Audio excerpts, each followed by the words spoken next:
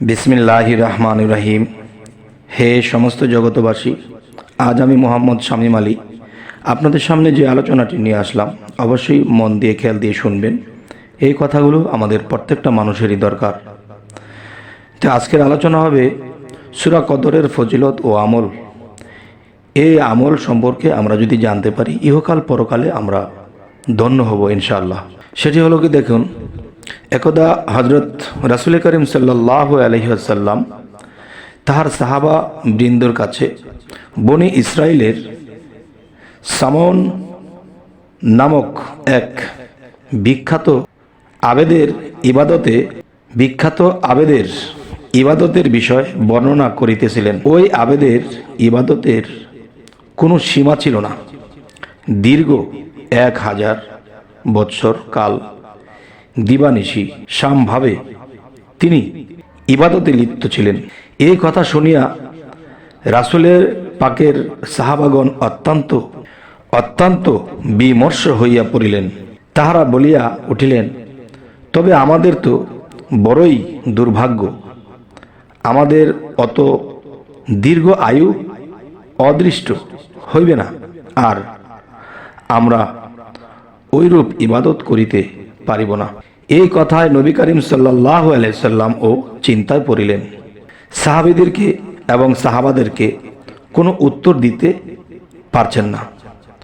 আল্লাহ তাআলা তাহার প্রিয় নবীকে সান্ত্বনা ও আশ্বাস দান করিয়া সূরা অবতীর্ণ করিলেন। একটি সূরা অবতীর্ণ করেন। এই সূরাটি মুহাম্মদীর সাল্লাল্লাহু আলাইহি সাল্লাম এর জন্য একটি পরম সুসংবাদ ও আশ্বাসবাণী বাহক বলিয়া, ইহা উম্মতের জন্য বাস্তবিক পক্ষে একটি অমূল্য সম্পদ। বিভিন্ন পার্থিব ব্যাপারে এই সূরাটি ফজিলত অতুলনীয়। 1 নাম্বার, নিয়মিত কেহ এই সূরাটি পাঠ করিলে তাহার মুখ হইতে মিথ্যা কথা বাহির হওয়ার একেবারেই বন্ধ হয়ে যাবে। মিথ্যা কথা সে বলতেই পারবে না। এবার আসি 2 নম্বর কথা। শুক্রবার দিন এই সূরাটি 1000 বার পাঠ করিলে হযরত নবী করিম সাল্লাল্লাহু আলাইহি সাল্লামকে স্বপ্নে দেখার অদৃষ্ট হইবে। 3 নাম্বার, নদীর তীরে উপস্থিত হইয়া নদী পার হইবার কোনো ব্যবস্থা না থাকিলে মনে মনে এই সূরাটি পড়িলে আল্লাহ তাআলা নদী পার হইবার জন্য যে কোনো একটা ব্যবস্থা করিয়া দেন। সুবহানাল্লাহ, আলহামদুলিল্লাহ। প্রত্যহ মাগরিবের বাদে নিয়মিত রূপে কয়েকবার এই অত্র সূরাটি পাঠ করিলে শত্রু মিত্র হয়ে যাবে, শত্রু আপনার বন্ধু হয়ে যাবে, সকলের নিকট সম্মান লাভ হয়ে যায়। এখন যে কথাটি আপনাদেরকে বলবো সেটি হলো, 4 নাম্বার কথাটি হলো,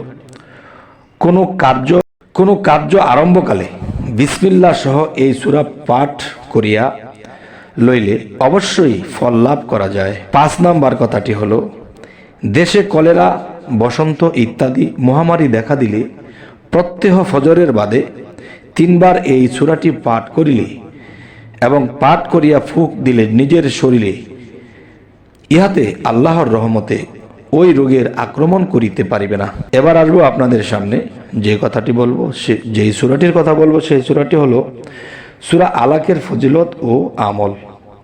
অত্র সূরায় 5টি আয়াত কোরআন শরীফের সমস্ত সূরায় প্রথমে হেরা পর্বতের গুহায় অবতীর্ণ হইয়াছে। বিশ্বনবী হযরত মুহাম্মদ সাল্লাল্লাহু আলাইহি সাল্লামকে এই সূরা দ্বারাই দিন দুনিয়ার সম্পূর্ণ এলেম ও জ্ঞানের ভাষায় উন্মুক্ত করিয়া দেয়া হয়েছে। প্রবাসী ব্যক্তি সর্বদা অত্র সূরাটি পাঠ করিতে থাকিলে প্রবাসে যাবতীয় বালা মুসিবত হইতে নিরাপদ থাকিবে। এই সূরাটির 2 নম্বর কথা হলো যে এই সূরাটি অধিক মাত্রায় পাঠ করিলে স্মরণ শক্তি এবং মেধা শক্তি অত্যন্ত বৃদ্ধি পাবে। কোন সূরাটির কথা বলতেছি? সূরা আলাকের কথা বলছি। সূরা আলাকের এই ফজিলত। এবার আসব সূরা জিনের ফজিলত ও আমল। একটি ফজিলত হলো, অত্র সূরাটি শস্য ক্ষেতের উপর ফুঁক দিলে সূরাটি পাঠ করিয়া একটা শস্য ক্ষেত, যে কোনো ফলের ক্ষেত বা যে কোনো বাগানে এর উপরে ফুঁক দিলে পড়িয়া উহা পশু পক্ষী এবং বিনষ্টকারী কীট পতঙ্গের অনিষ্ট হইতে হেফাজত থাকে। এবার আসি সূরা ইনশারাহের ফজিলত ও আমল। প্রত্যেক নামাজের বাদে অত্র সূরাটি 9 বার করিয়া পাঠ করিলে আল্লাহ তাআলা রিজিক বৃদ্ধি করিয়া দেন। সুবহানাল্লাহ, আলহামদুলিল্লাহ।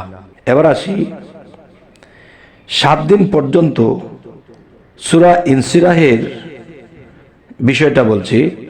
7 দিন পর্যন্ত প্রত্যেক নামাজের বাদে 41 বার করিয়া পাঠ করিলে নিশ্চয়ই আল্লাহ অর্থশালী বানাইয়া দিবেন।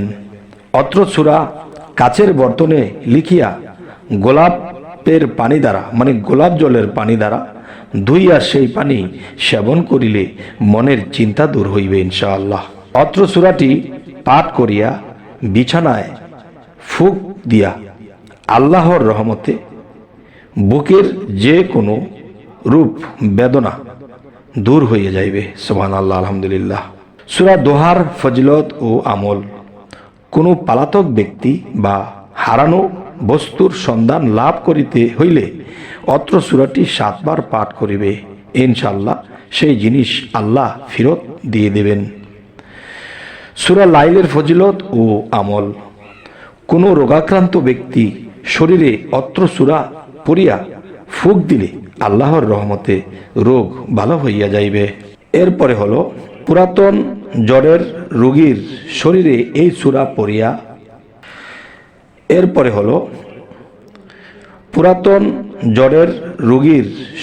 এই সূরা পড়িয়া ঝাড়িয়া দিলে জ্বর ভালো হইয়া যাইবে।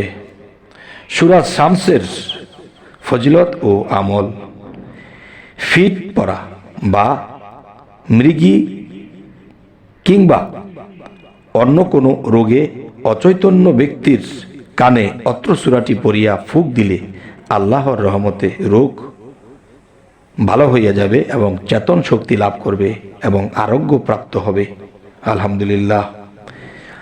ইহা পানির উপরে পড়িয়া ফুঁক দিলে উক্ত পানি জ্বরের রোগীকে পান করাইলে জ্বর ত্যাগ করিবে এবং তিনি সুস্থ হইয়া যাইবে ইনশাআল্লাহ।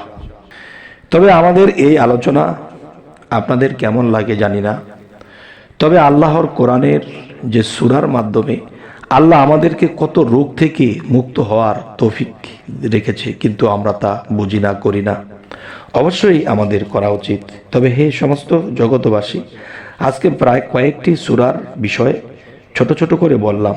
অবশ্যই আপনারা এইগুলো যদি মানতে পারেন তো আল্লাহর রহমত আমাদের দুনিয়া ও আখিরাতের রাস্তা ক্লিয়ার হবে। দুনিয়াতে যদি আমরা একটু সুখ স্বাচ্ছন্দ্য না থাকি, শুধু বিপদের উপরে বিপদেই থাকি, তখন কিন্তু আমরা আল্লাহর ইবাদতে অগ্রসর হতে পারি না। বিভিন্ন টেনশন থাকলে কিন্তু আল্লাহর নামের মধ্যে ডোবা যায় না। তাই বলবো, হে সমস্ত জগতবাসী, আমরা কোরআনের এই সূরাগুলো পাঠ করব। এই নিয়মগুলো বারবার শুনে অবশ্যই মনে রাখবেন এবং সূরার কথাগুলো টুকে রাখবেন, যাতে করে পকেটে রাখলেও সেই সূরা কোন কোন টাইমে কয়বার করে পড়লে কি হয় তা আমরা অবশ্যই বারবার শুনবো। এবং আমাদের এই চ্যানেলটি যদি আপনাদের ভালো লাগে তো অবশ্যই সাবস্ক্রাইব করে রাখুন। পরবর্তীতে আমরা অন্য আলোচনা নিয়ে আসব। সকলেই ভালো থাকবেন। আল্লাহ হাফিজ।